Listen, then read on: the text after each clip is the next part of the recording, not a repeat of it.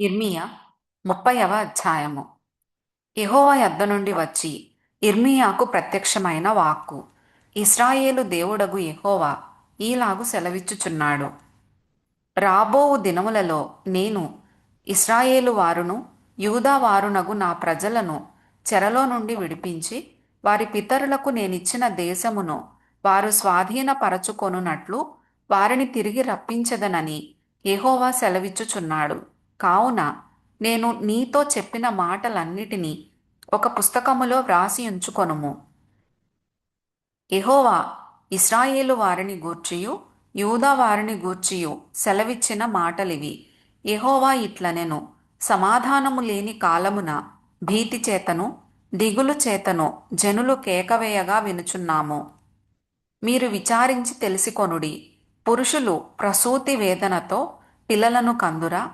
ప్రసవ వేదన పడు స్త్రీల వలె పురుషులందరూ నడుము మీద చేతులుంచుకొనుటయు వారి ముఖములు తెల్లబారుటయు నాకు కనబడుచున్నదేమి? అయ్యో, ఎంత భయంకరమైన దినము! అట్టి దినము మరి ఒకటి రాదు. అది యాకోబు సంతతి వారికి ఆపద తెచ్చు దినము. అయినను వారు దానిలో పడకుండా రక్షింపబడుదురు. సైన్యముల కధిపతియగు యెహోవా ఈలాగు సెలవిచ్చుచున్నాడు. నీకున్న కాడి నీ మెడనుండకుండా ఆ దినమున నేను దాని విరిచి నీ కట్లను తెంపెదను. ఇకను అన్యులు యాకోబు సంతతి వారి చేత దాస్యము చేయించుకొనరు గాని వారు తమ దేవుడైన యెహోవానగు నేను వారి మీద రాజుగా నియమించు దావీదును సేవించుదురు.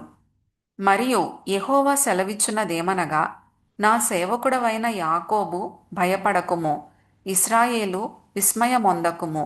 నేను దూరమున నుండు నిన్నును చెరలోనికి పోయిన దేశమున నుండు నీ సంతానపు వారిని రక్షించుచున్నాను. బెదరించువాడు లేకుండా యాకోబు సంతతి తిరిగి వచ్చి నిమ్మళించి నెమ్మది పొందును. యెహోవా వాక్కు ఇదే. నిన్ను రక్షించుటకు నేను నీకు తోడయ్యున్నాను. నిన్ను చెదరగొట్టిన జనములన్నిటినీ నేను సమూల నాశనము చేసేదను గాని నిన్ను సమూల నాశనము చేయను.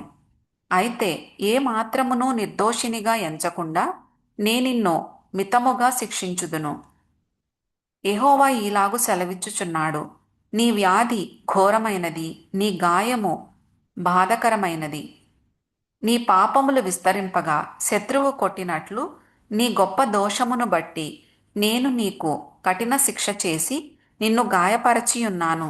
కాగా నీ పక్షమున వ్యాజ్యమాడు వాడెవడునూ లేడు. నీ గాయములకు చికిత్స చేయదగిన మందు నీకు లేదు. నీ స్నేహితులందరూ నిన్ను మరచియున్నారు.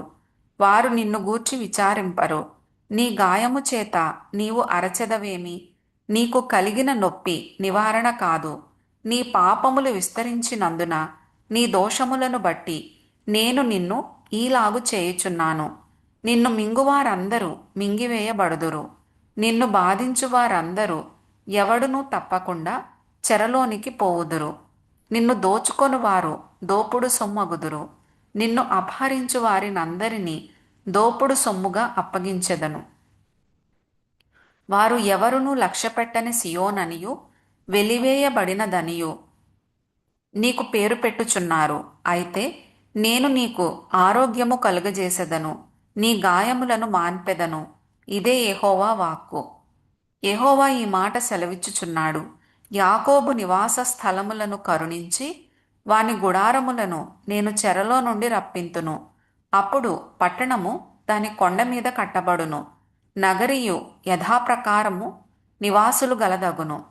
వాటిలో కృతజ్ఞతా స్తోత్రములను సంభ్రమపడువారి స్వరమును వినబడును. జనులు తక్కువ మంది కాకుండా నేను వారిని విస్తరింపజేసెదను. అల్పులు కాకుండా నేను వారిని ఘనులుగా చేసెదను. వారి కుమారులు మునుపటి వలె నుందురు. వారి సమాజము నా ఎదుట స్థాపింపబడును. వారిని బాధపరచు వారినందరినీ శిక్షించెదను. వారిలో పుట్టినవాడు వారికి రాజుగా ఉండును. వారి మధ్యను పుట్టినవాడొకడు వారి నేలును. నా సమీపమునకు వచ్చుటకు ధైర్యము తెచ్చుకొనువాడెవడు? నా సన్నిధికి వచ్చినట్లుగా నేను వానిని చేరదీసెదను. ఇదే యెహోవా వాక్కు. అప్పుడు మీరు నాకు ప్రజలై యుందురు, నేను మీకు దేవుడనై యుందును. ఇదిగో, యెహోవా మహోగ్రతయను పెనుగాలి బయలుదేరుచున్నది. అది గిరగిర తిరుగు సుడిగాలి. అది దుష్టుల మీద పెళ్ళున దిగును. తన కార్యము ముగించు వరకు, తన హృదయాలోచనలను నెరవేర్చు వరకు యెహోవా కోపాగ్ని చల్లారదు. అంత్య దినములలో మీరీ సంగతిని గ్రహింతురు.